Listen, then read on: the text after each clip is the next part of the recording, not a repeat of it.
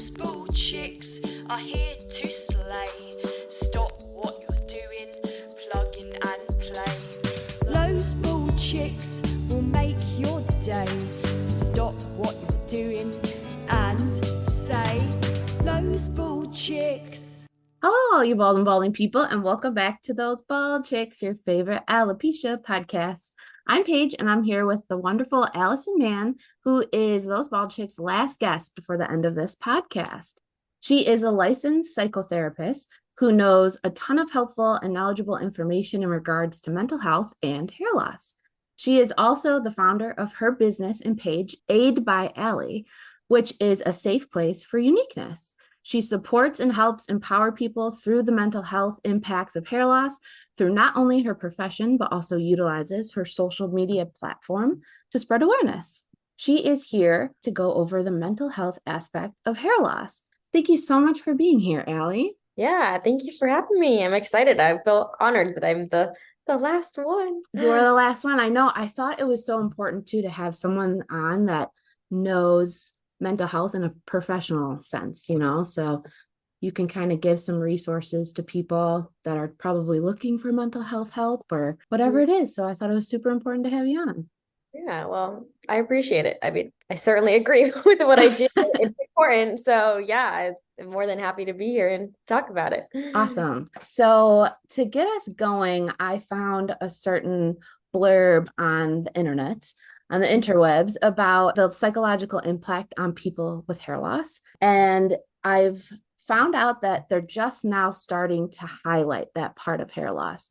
It kind of gets lost when you look at hair loss. People just think, oh, it's just hair. And they don't really think that there's extra stuff that comes with it. So recent research has begun to highlight the psychological impact on people with hair loss, as well as the importance of recognizing this condition and providing proper resources such as counseling or therapy.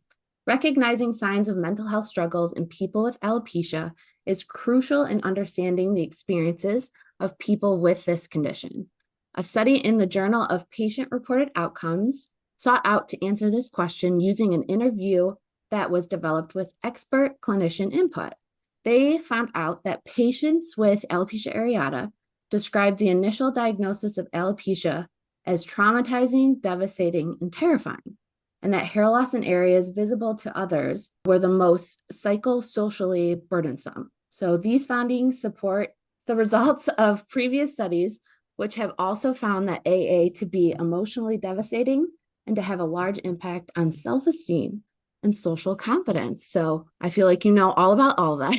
Yeah, I mean, I think it's accurate. And I think anyone who's experienced alopecia is like, yeah, thank you for recognizing that, because not often recognized, which is the biggest issue. And also part of the reason I wanted to be a therapist, because growing up, I mean, the two main factors that I specialize in: body image, self-esteem, eating disorders, anxiety, is mainly my experience with gymnastics and alopecia. And I had this like full spectrum experience of like what body image mental health meant. And I recognized that not everyone viewed it that way. Most specialists or therapists really view body image from like the shoulders and below, but there's a lot of interesting from shoulders and above, right? Like people think of body image like their stomach, their arms, their, those things. But right. I was like, yeah, that's true. But also like my head, my face, my eyelashes, those play a huge part in body image and self-esteem and all these other things. So there's that part. I saw a big gap there. And I also saw a big gap in therapists that looked like me.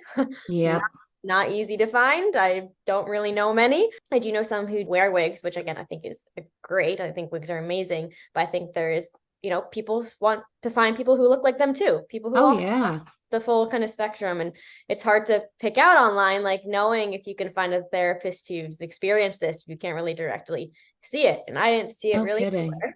So not only is it like something that is so missed everywhere, but it's hard to know how to find help for it. And I think that is the biggest part of the reason, like why doctors don't even like upon a diagnosis, they don't even think about like, oh, let me recommend a therapist. Let me recommend mental health support. Let me recommend a support group. Like it's just thought of as like just hair, just a cosmetic problem, not a mental health problem. And it's not true.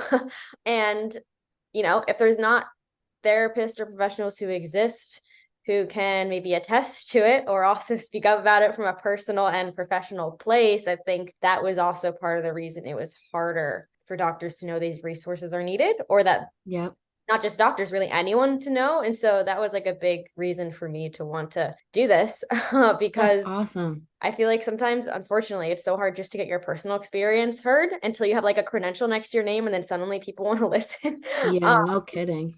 And so I was like, well, I've always wanted to be in the helping field in some way, and this just made sense to me, and I'm so glad I did it because I love what I do. That's awesome. Yeah, that study, those statistics, I think anyone with lived experience of alopecia can sit here and be like, yep, absolutely. It only took you a million years to recognize that. But yes. I feel like everyone that has been on the podcast too, when they talk about going to the dermatologist, they always say none of that was brought up.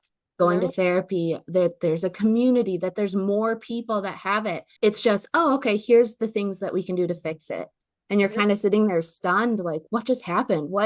I just got diagnosed with something, and it's kind of like being brushed off, like, oh, it's no big deal. It's just hair. And you're sitting there with your whole world crumbling. Right. And like you're rapidly, in most cases, rapidly going to see your appearance start changing in the mirror, and they don't provide any sort of support or suggestions of what you're supposed to do when you wake up each morning and start seeing a new version of yourself every Right. single day. And it's kind of mind-blowing to me that it's gone this far without dermatologists offering any Help. support that way. And unfortunately, it's still hard because I've reached out to many dermatologists, like especially in the area that I am licensed in, which is New York, for therapy, and get no replies. No way. So, which is, yeah, bizarre considering like you think like you get to this field, like maybe like people will listen or be like, oh, great, like we'll have you down so that we have patients that come in that get diagnosed or are looking for To something, push them to you. have a name, right? No, Right. nothing. So, I'm certainly, that's still something Wow. I'll try to do like every so often. And now that I offer coaching, I can work with people not just in New York. I try to like every so often, like just send out some emails to these doctors, and I've yet to receive a reply. So there's still a lot of work to be done Wow. in getting these resources into the office, because like that's where most people are going to be looking for it upon the diagnosis. It's Yep. really hard to search and find things. Like they're going to be looking to their doctors for referrals, or Yep. they always get handed out pamphlets of treatment. Like, why aren't we handing out pamphlets with treatment that also include mental health resources, or a separate pamphlet that has mental health resources, right? Like Absolutely. that's my biggest issue with the new treatments coming out, is not the treatments themselves, is that we are now providing this new option that does not have a huge success rate, and we're Yeah. not giving any sort of additional support for the process of this treatment, right? Like, Yeah. and I've seen people share their stories now about like trying medication, having hair come back and then fall out again, and like how It's devastating that. just traumatic all over again. Right. And to like Right. having these new treatments come out and be pushing them so hard, meaning like the doctors and medical people pushing them so hard and not providing any other support along that journey, is just, it's a bit dangerous in my opinion from the mental Yep. health standpoint. 100%. It's not, yeah. So there's still certainly like these studies that are coming out are amazing in terms of like psychological impacts of alopecia, because I think that's what doctors need to see to Yeah. take it seriously. But yeah, in the meantime, there's still a lot of work to be done for it to actually be taken seriously in the office, especially with these new treatments happening. Like I hope sooner than later, No there can kidding. be movement made with that. Yeah. I was going to say too, going to the dermatologist, I was an adult, so I went by myself. I didn't have anybody to even help me, advocate for me, or anything like that. And I was terrified. So I didn't want to speak up. I didn't want to say anything. I didn't want to ask any extra questions. I was just going by what my dermatologist said. I feel like that was also lacking, that you're not yourself when you're going through hair loss, especially in the beginning, because you're so confused of what's going on. So I kept quiet. I didn't say, hey, do you have anything else other than this? Because Right. now knowing that, I would have been like, do you know anybody that has this? Or are they in a support group? I would have asked those questions, but because I was so vulnerable, I didn't even want to go and ask the extra questions and advocate for myself. Yeah, and it's unfortunate because I don't even think we should be the ones that it should be an automatic piece of upon a diagnosis of these are treatments, this is emotional support. Like Right. that should be like the automatic offerings, I believe, after a diagnosis is had. We should not have to say, hey, this is really traumatic for me. Is there anything you can do for that, or some direction you can point me to? I think it should just be known upon a diagnosis, this is likely going to be traumatic. I don't think I've ever heard anyone have alopecia say, nope, I felt fine and dandy after that appointment. Exactly. And it's not like they give you options either. They're like, okay, well, you have this, so we can do these shots or you can do topical, and that's about it. And you're just kind of sitting there like, okay, quickly making a decision. I Right. want to think about this before I did. I didn't. I was just desperate. And I was like, okay, I guess we'll do the most aggressive one to try and grow my hair back. But Right. then going in there at the time, I wore extensions and I had the smallest bit of hair left. And every time I went in there, I had to, while the nurse assistant or the person that comes in first was there, I had to unclip all of my hair extensions, take my beanie off. Like I was That, having a panic attack that every in itself is a traumatic experience. And like the yeah. pictures they take of you too, like Yeah. it's just not the lack of creating a safe space in the doctor's office when it comes to alopecia, and I'm sure many other diagnoses as well. Yeah. Obviously, for the purposes of what we're talking about for alopecia, I've not talked to really anyone who said that they felt like it was a safe space in the Right. dermatology office. Never. Yeah. Like I don't think anybody's ever said like, oh yeah, and then I just went home and it was what it was. Like it was like a thing. It's part of the trauma of hair loss is it started off with me going to get help, and that help was traumatizing. Yeah. So it's disheartening, to know that most places do that. But Yeah. a couple questions for you. Are there any patterns in people with hair loss and mental health struggles? I guess patterns could kind of apply to multiple things. So, however you want to read that question, Mhm. go for it. Yeah, lots. There's lots of different things that come up. I mean, the main like overarching concerns I would say are often anxiety, body image slash self-esteem, and depression, right? And I think it becomes really easy, like the catastrophizing, right? The black and white thinking like goes to the Yeah. and rightfully so, because there's a lot of fears and it's really hard not to do that. And so that is often a big piece in the beginning.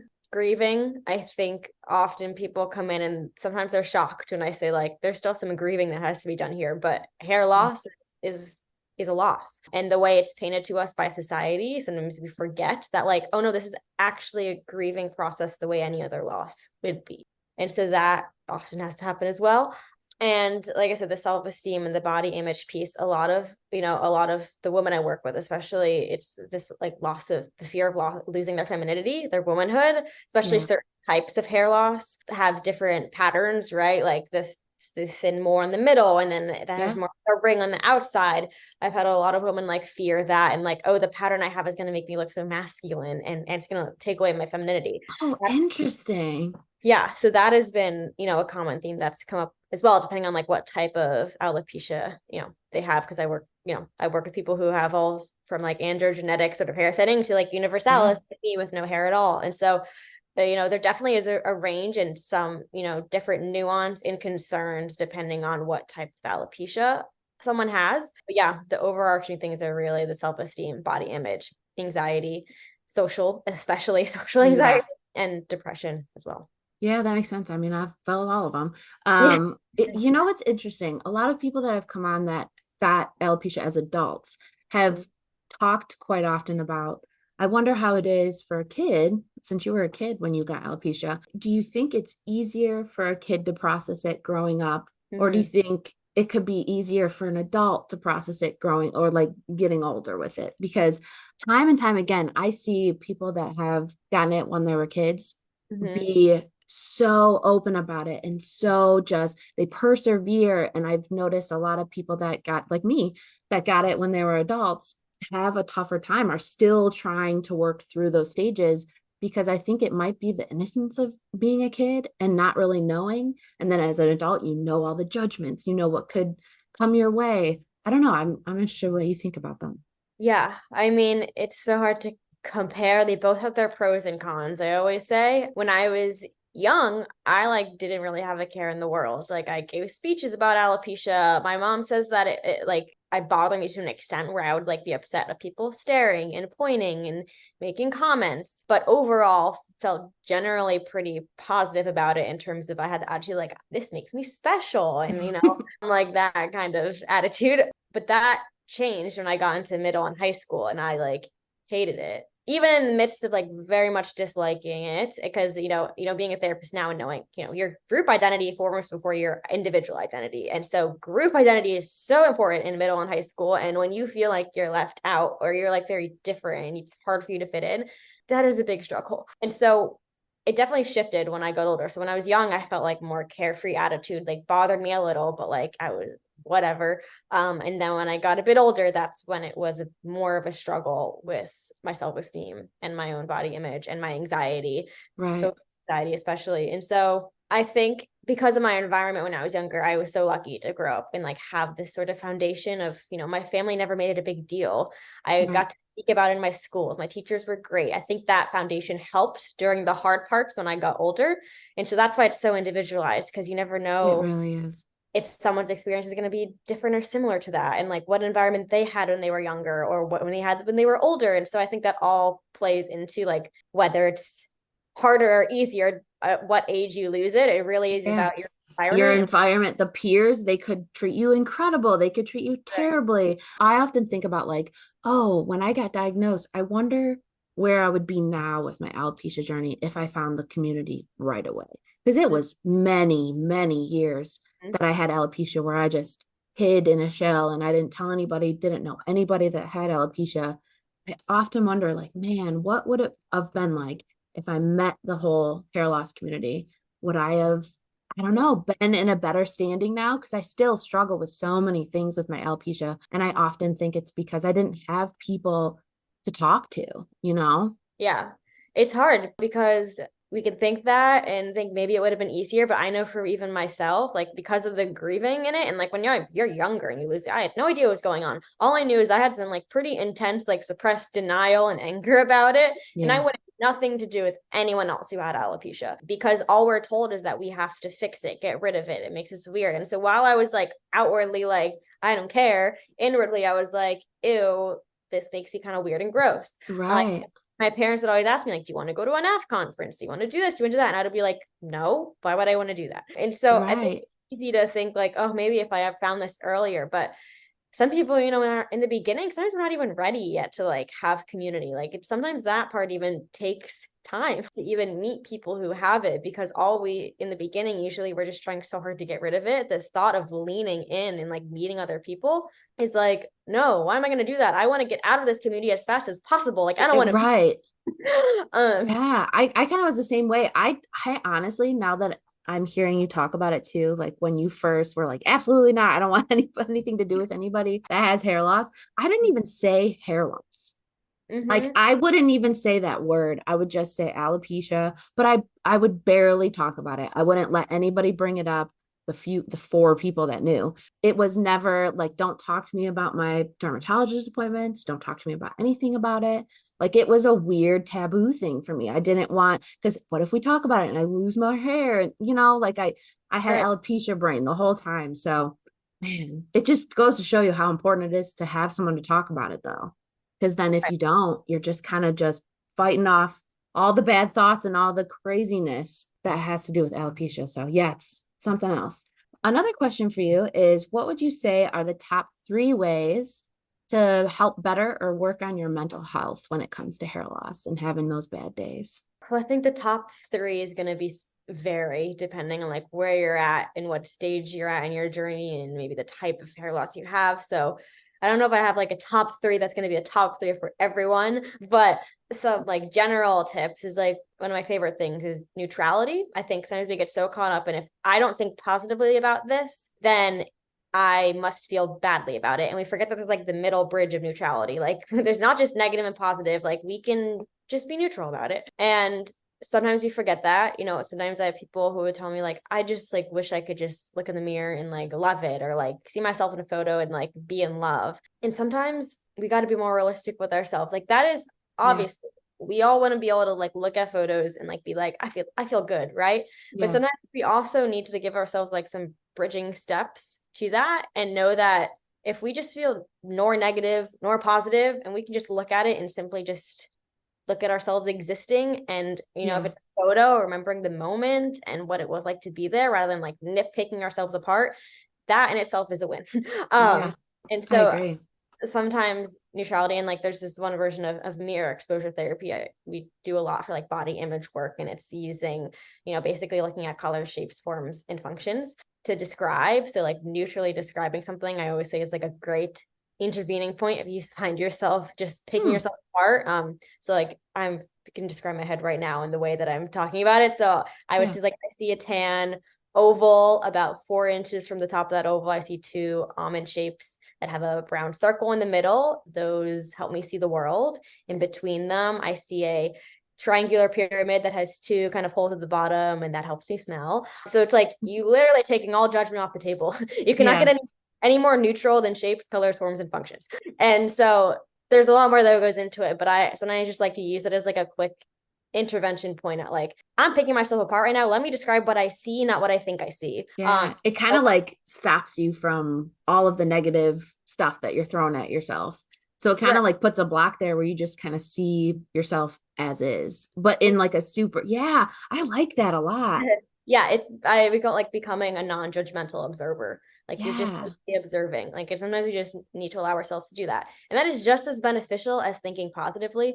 In the body image world, we say good body image is actually the absence of like thinking about our bodies. Like if you are constantly preoccupied with positive body thoughts and have to check to make sure you look good and all these things, that is starting to lean on the side of negative body image. And so also putting that into context as well, as like good body image does not mean 24/7 positive body thoughts. If there's 24/7 positive thoughts, that is too much preoccupation with your body during the day. We want to think good. Like the absence of thoughts, not more. And that's why neutrality is great and why I love it for, alopecia. My first one.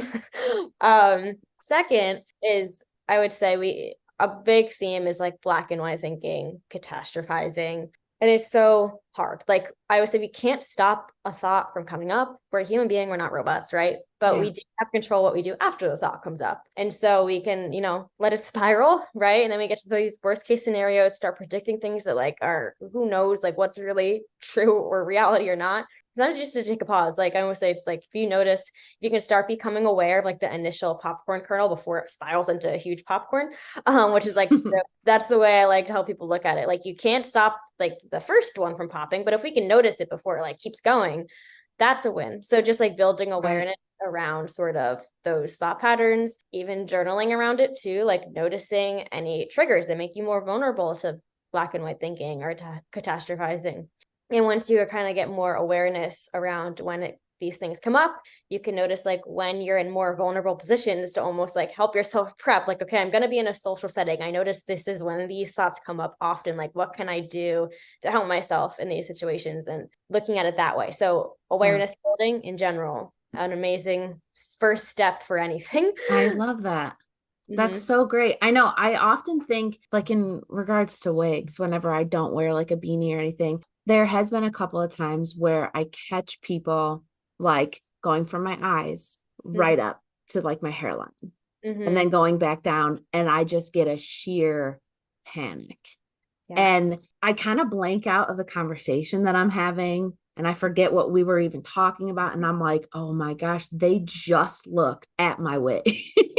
And it's like this huge thing. And I mean, I'm public about my alopecia, but it's just, I don't know. It just brings me back to like day one alopecia where it was just noticed that I had hair loss. So the conversation, I feel like in my head, this is my own thought process, is I think, oh, well, now they're just thinking about my hair loss. Now they're just thinking, oh, she's wearing a wig, and the conversation is gone. You've got to get out of this situation. That is like, I don't know how to get past stuff like that, because I quickly try and get out of that conversation then and leave. Go talk to somebody else or something. So that in itself is hard for me to process and try and like, and that's the thing, like you said, you take steps to get yourself ready. And I do it every time. I'm like, okay, this person could possibly look at my wig line and notice I'm wearing a wig, and you're going to be fine. You're just going to push through it. Every time I'm like, oh my God. And that's okay. Yeah. And being able to have those moments without judging or shaming yourself is important too, right? Because I'm always saying, like, you're a human, you're not a robot. You cannot expect perfection of yourself in these situations all the time. Right. Like, yes, we can build up our emotion regulation skills and our distress tolerance skills, and we could do all those things, but that doesn't mean it's going to work 100% of the time and that you're never going to feel high intensity emotion ever again. Right. And so, you know, I would say when those moments happen, like being like, yeah, that was really hard. And it was a really difficult moment for me. And because this is something that's still shamed in the world, I rightfully felt upset. And so it's okay that like I had a moment where like I freaked out and I just wanted to get out of there, which is a perfect sort of segue into, I think, my third favorite thing, which is when it comes to, because obviously I work in the therapy world with like all sorts of things. And then I work specifically people with hair loss. And as someone who also has anxiety, like differentiating like, you know, more generalized anxiety or like OCD or other types of anxiety disorders versus anxiety rooted in hair loss is so crucial to differentiate the two. So when it comes to anxiety rooted in hair loss, this is like my formula I use to kind of determine like my capacity to handle sort of social settings, people staring, looking, all these sorts of things, which is different than how you would deal with something with like an anxiety disorder. So I just like to make that differentiation that like this should not be used unless it's for anxiety rooted in hair loss. So if I'm having like a particularly bad day, for me, the grocery store is the worst of the worst. And that's where I get a lot of my sort of more social anxiety from my hair loss. And obviously I need food. That's a priority task that like, I can't just like go weeks ignoring that. So, you know, step one being, what if I'm having a bad day? Like, what is my capacity to handle if this were to happen today?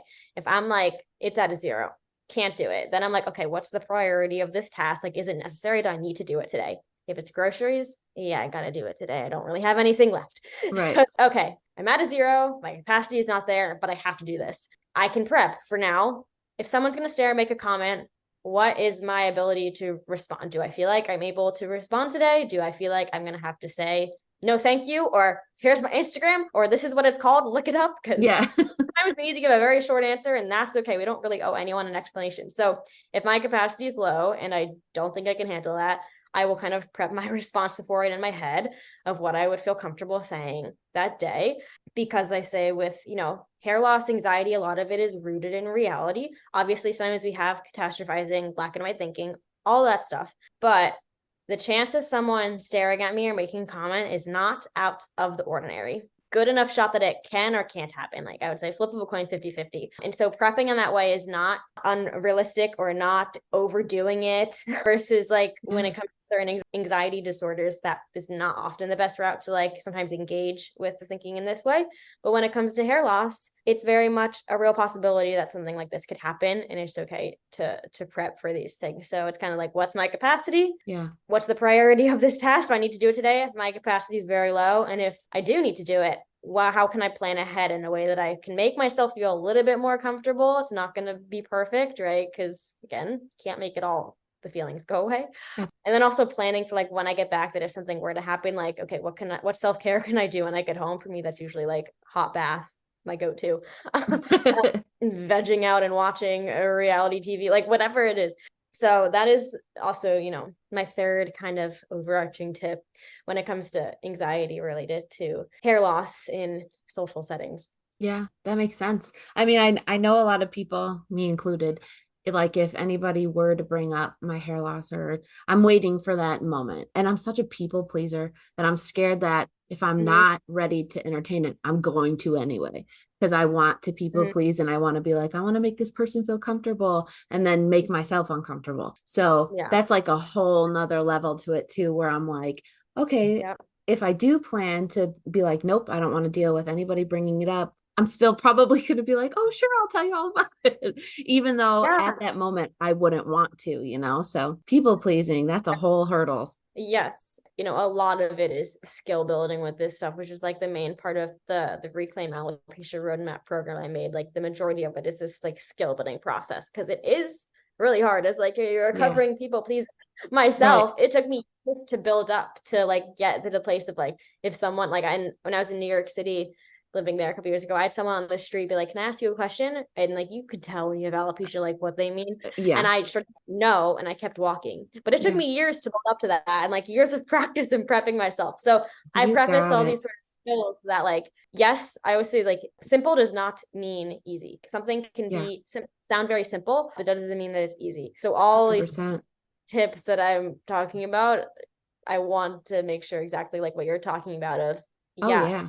much harder in practice. Oh, yeah. Like sound great on paper might be very hard to do outside in the real world. Yeah, Right. absolutely. But they're great tips though, because even myself, there's sometimes that I get kind of caught up in that moment or I don't really know how to work through it. So it's always such great stuff to get to know coming from a professional, you know? That was the first part of the two-part Alopecia and Mental Health with Alison Mann. Thanks for tuning in and make sure you keep an eye out for part 2. Bye.